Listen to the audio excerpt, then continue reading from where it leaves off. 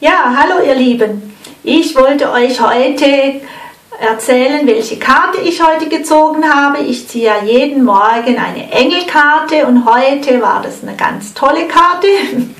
Schaut mal. Den Engel der Begeisterung. Und ich finde das Bild so toll. Ich habe mich da so richtig gefreut heute Morgen. Das Bild, das bringt mir so viel Freude, Begeisterung. Der Engel, der springt da ja so in die Luft. Werde ich wahrscheinlich nicht fertig bringen, werde ich auch gar nicht probieren.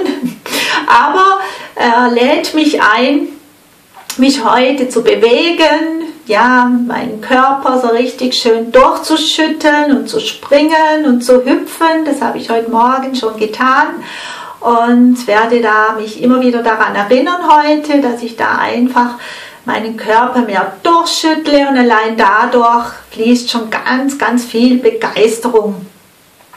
Ja, und vielleicht inspiriert dich auch diese Karte, dieser Engel, und denkst daran, dich immer wieder mal so ganz durchzuschütteln, zu bewegen, Energien freizusetzen und dann geht es schon viel, viel besser. Es fließt alles wieder viel, viel leichter.